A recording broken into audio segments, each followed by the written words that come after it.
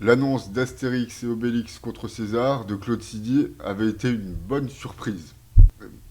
Et effectivement, dans le film, au moment du premier combat contre des Romains, on retrouve bien le graphisme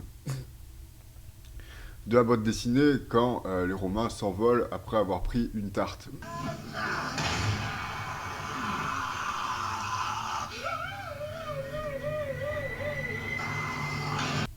Bah, il nous manquait malgré tout dans ce film les dialogues, hein, de René Goscinny. Il nous manquait donc les dialogues et les scénarios, ou le scénario de Goscinny. Ensuite, il y a eu Astérix et Obélix, Mission Cléopâtre. Panomanix, Panomanix, qu'est-ce que c'est que ce pays? C'est pas possible.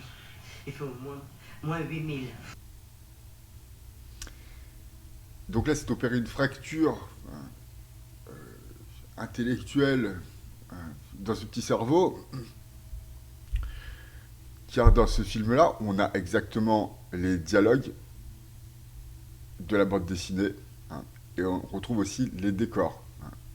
Donc, les décors qui ont été le gros budget du film, puisqu'ils sont absolument somptueux. Et on a aussi l'histoire de la bande dessinée. Donc on suivait vraiment l'histoire au sein d'un univers qui ressemblait vraiment à celui de la bande dessinée. Par contre, l'ambiance Astérix, elle n'était pas là du tout. Et il n'y aura vraiment que les gens qui ne sont pas fans d'Astérix pour considérer que ce film-là est un bon film. Il y a eu tous les Astérix qui ont été écrits par Goscinny. J'ai tous lu des dizaines et peut-être des centaines de fois. Et Lucky Luke, je ne les ai pas tous lus.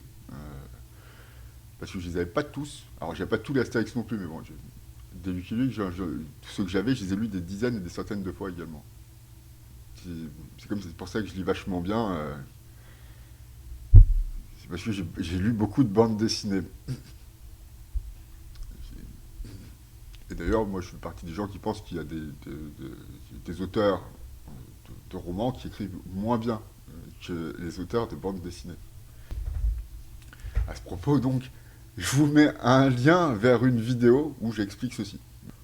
Ensuite, donc il y a eu d'autres films, il y a eu les Jeux Olympiques au service de Sa Majesté, tout ça.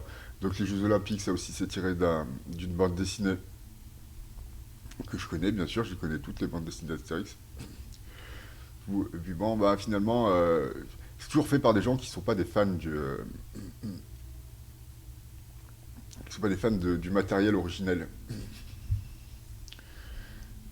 Et ça, quand tu es fan, tu te dis merde, il y a un problème. Donc moi, à mon sens, le seul bon point de tous les films Astérix, hein, c'est le fait que la bagarre, elle est bien retranscrite. Hein. C'est le seul bon point dans chaque film Astérix. Après, on pourra en trouver. Astérix, c'est Mission Cléopâtre. Bon, les costumes et les décors qui ont coûté une blinde, qui sont prodigieux. Même s'il n'y en a pas beaucoup, ce qu'il y a sont déjà incroyables. Donc, à propos des bandes dessinées Astérix, après la mort, euh, après la mort de Goscinny, Uderzo a continué l'œuvre. Et très honnêtement, à part Le ciel lui tombe sur la tête, hein, qui est l'avant-dernier, non le dernier même, non l'avant-dernier. Par Le ciel lui tombe sur la tête, bon on est quand même plutôt dans les carcans, dans le canon historique de ce qui a toujours été Astérix. Donc c'est plutôt correct quand même. Par contre, donc dans les nouveaux, avec Jean-Yves Ferry et Didier Conrad, Astérix chez les... J'ai pu lire, j'ai pas lu les autres, j'ai pu lire Astérix chez les Pictes et Astérix et le Griffon. Alors, on constate donc qu'Astérix chez les Pictes est vraiment un copier-coller de n'importe quel Astérix qui se déplace, par exemple chez les Belges ou chez les Helvètes ou chez les Bretons. C'est exactement la même chose, mais là, bon, chez les Pictes, je crois que c'est en Écosse. Bon, à part les blagues qui sont donc pas forcément toutes fidèles, je trouve que c'est pas mal quand même. Parce que c'est pas facile, finalement, de passer derrière le maître. Et donc, ça reste passable, sans être médiocre. Idem pour Astérix et le Griffon. Par contre, j'ai pu lire l'Iris Blanc. Et là, l'Iris Blanc, ça va pas du tout, parce que c'est exactement un pastiche, un plagiat de la Zizanie. Un album d'Astérix que je connais très très bien, évidemment, puisque j'ai tous lu des dizaines et des dizaines de fois. Donc les Zizanie, je connais parfaitement. Donc j'ai pas pu passer à côté du fait que l'Iris Blanc est un pastiche de cet album d'Astérix. À propos donc des nouveaux Lucky Luke également, j'ai pu lire Un cow-boy dans le coton. Alors je connais bien les Lucky Luke également. Je veux dire par exemple,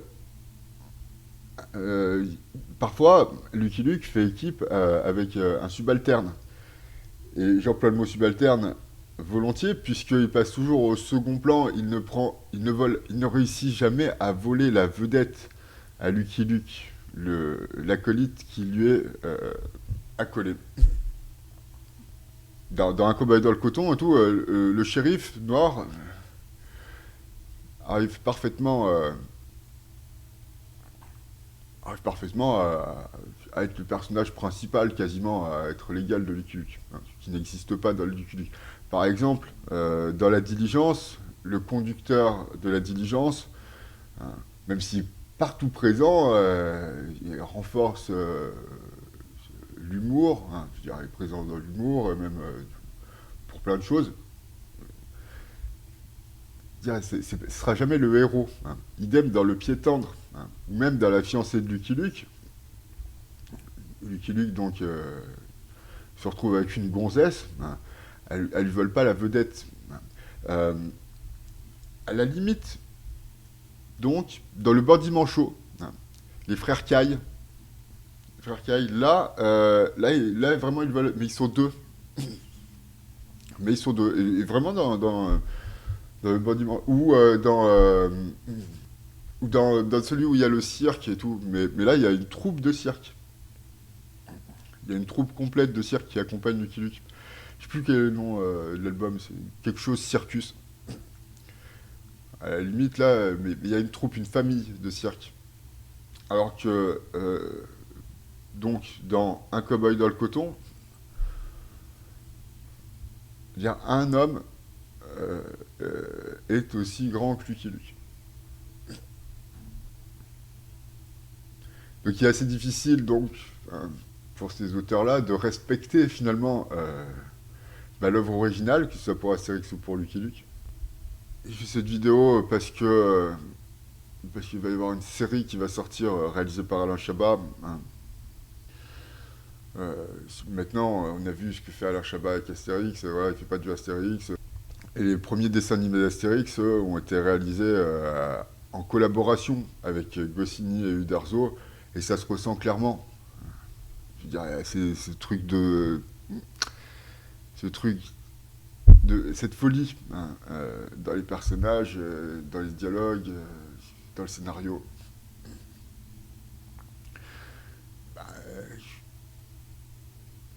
Par exemple, dans Astérix et Mission Cléopâtre, il n'y avait pas ça. Quoi. Il n'y avait pas de personnage un peu dingue. Donc il y a Jamel Debbouze qui fait Jamel Debbouze. Hein.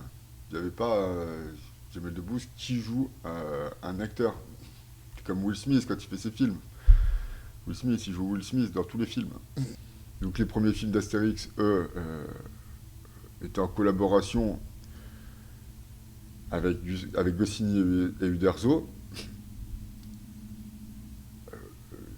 Puis bon, même jusqu'à Astérix et le coup du Minir, il y avait encore Uderzo, moi. Astérix et les Indiens aussi, il y avait Uderzo d'ailleurs. Astérix et les Vikings aussi. Bon. Alors j'ai pu voir Astérix, le domaine des dieux d'Alexandre Astier. À mon sens, dire après Astérix et Obélix contre César, c'est encore ce qu'on pouvait faire de mieux avec Astérix.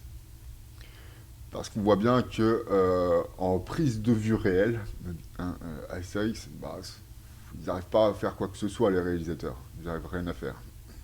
Donc, retourner à la 3D, enfin retourner, non, aller vers la 3D, aller retourner vers l'animation, bah c'est sans doute ce qu'il y avait de mieux à faire. Alors, Au domaine des dieux, aussi, un album que je connais très bien. Tout quoi, bon, bah, tu vois, Alexandre Astier, il a pas lu 100 fois le bouquin. Il a pas lu 100 fois l'album. Parce qu'on ne retrouve rien du tout de la bande dessinée. C'est dommage de ne pas prendre des fans. Hein. Parce que clairement, ça se ressent. Hein. Donc j'ai pas vu Astérix et Obélix, l'Empire du Milieu, celui-là je l'ai pas vu. Sinon j'ai vu tous les autres. J'ai tous regardé. Et j'en peux plus, hein, tout simplement. Je veux dire, j'ai pas besoin de faire pénitence. Hein, j'ai rien à me reprocher et je ne m'inflige plus ceci.